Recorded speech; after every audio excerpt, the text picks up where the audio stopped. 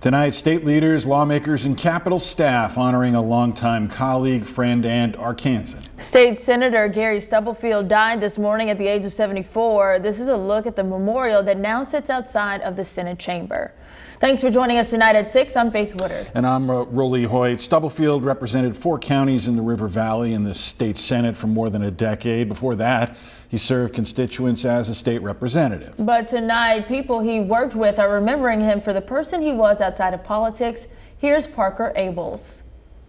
He represented his district with passion. He understood the rural Arkansas. He understood the farmer. He understood getting up before the sun and going to bed after the sun's gone down. Sentiment shared by many other state leaders like Joseph Wood, chairman of the Arkansas Republican Party. Hearing the news this morning, it kind of hit me. Wood says he was heartbroken to find out his friend passed Tuesday morning, but says his legacy will live on. I think of a man of steel and velvet, and that's pretty large. To have that kind of nomenclature put on you, to be a man of steel and velvet. He was tough, he fought, and he was strong when it came to things he believed in. Other politicians across the natural state released statements honoring the late senator, including Governor Sanders, saying, "I don't know if Gary earned his toughness playing Razorback football, raising dairy cows and branch, or participating in the contact sport that is Arkansas politics. But everyone knew him as a tough leader who would work hard to serve the River Valley and still, at the end of the day, have a smile on his face." As well as his former Razorback teammate and colleague, Senator John Bozeman, who says, "He was a fellow Razorback valued community member, lifelong farmer, and passionate public servant who served the River Valley with devotion. I was blessed by his friendship going back to our college days and the way it strengthened our faith, families, and the callings we followed over so many years." But what Senator Hester wants everyone to know more than anything is how much Senator Stubblefield cared for his family, his community, and his faith. He dearly loved community. He loved representing the people. He loved those grandkids, his wife Kathy, and children.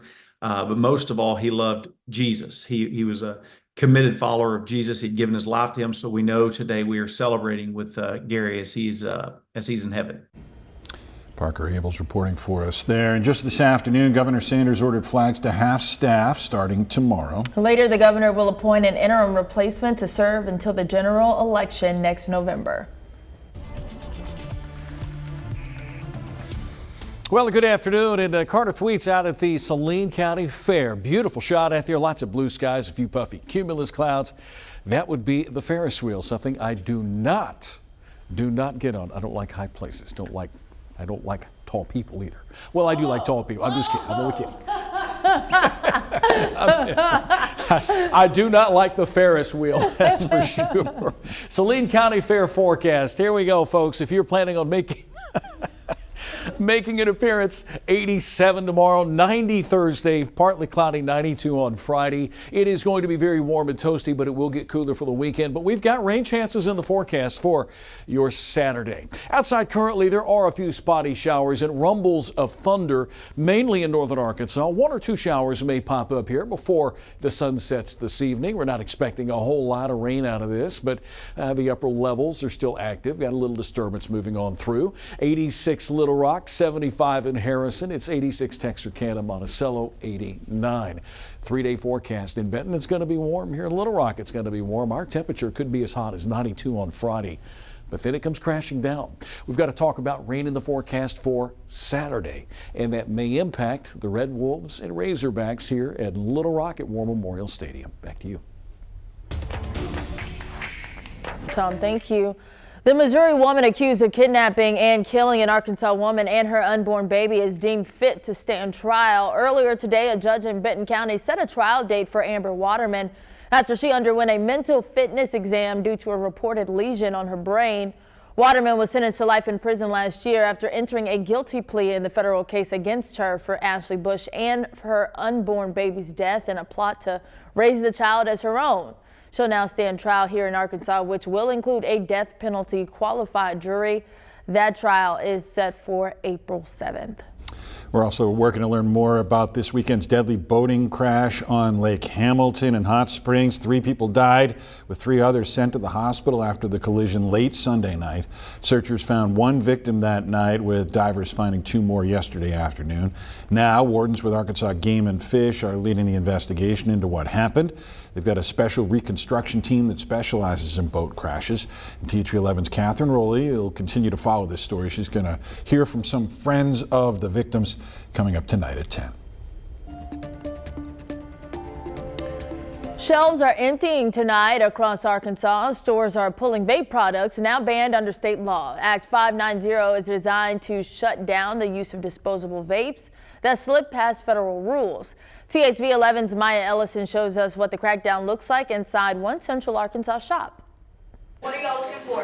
Vape shops in Arkansas are actively making the switch. After Act 590 went into effect on Monday, businesses like Serenity Vapes have since cleared their shelves. We haven't had any disposables in probably 2 or 3 weeks, and we've been trying to make people make the switch. Store owner Amber Redding says that process began earlier this year. The first draft of the law tried to completely ban all vape products by mandating vape merchandise go on product registry, therefore limiting access to vapes to a small list of approved products. She and other vape shop owners needed to get that changed right away. It would 100% shut down my business because the only thing that would be available at that point would be the things on the registry. But after lobbying for changes, small business owners soon got on board. We were okay with it because we were able to truly help people. We know, at least here at my store, I know exactly what you're going to be putting into your body, what you're going to be vaping, what the ingredients are, and I can't always say that with a Chinese-made disposable. Chinese disposables have flooded the market while the federal government navigates how to regulate vaping products. The new state law forces vape makers to get their closed devices approved and registered. That effectively means closed or disposable products are prohibited. But Redding sells different reusable systems, kind of like pipes. So this one, you vape on it, you throw it away when it's done, okay? This one is a refillable.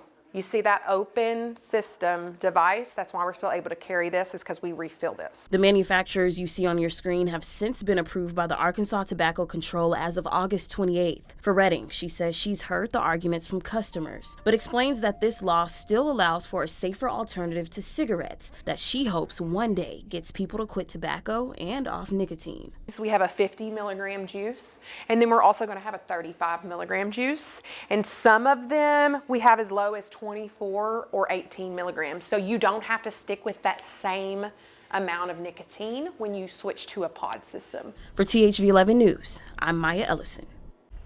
With the registry now in effect, businesses have until November 1st to get rid of the disposables. If inspectors find them after that, they face fines of $1,000 for each product in violation. September is Prostate Cancer Awareness Month, and this year the Arkansas Prostate Cancer Foundation is teaming up with local high school football teams to tackle that stigma that comes with getting screened. Players and coaches from several area schools joined the group at the state capitol today to kick off a month-long effort that includes free screening events and a statewide awareness campaign. It's a cause that hits home for Malvern football coach and prostate cancer survivor John Fogelman. What they do to educate us men, I mean, my father had it, but as men do, we didn't talk about it. So I had no idea that I was a good candidate for it. I didn't know how he was diagnosed with anything. All he told me is he had it and he'd be okay. And but now, you know, they say that when you were told you have cancer, it'd be overwhelming. I think it's not so overwhelming if you get educated on it. Prostate cancer is the most common cancer affecting men and the second leading cause of cancer deaths. Schools across the state received blue ribbon stickers that'll go on the back of their football helmets to remind people of those stats. The decals also come with a hopeful message that the cancer is beatable if detected early. Federal taxes on overtime are no more, but there are a few things you need to know about the changes. We're breaking down what people can expect to see as the new law takes effect. We go through the whole afternoon without having an accident, but we've got an accident to talk about. 4:30. It's in the northbound lane near the Colonel Glenn exit. It's backed up traffic in the southbound lanes. I'll show you that coming up after the break. And I've had quite a day here at the Saline County Fair, and it's not over. Coming up, I'm gonna hop on one of the rides, and I'm gonna tell you the schedule for the entire fair so that you can have a day like this one.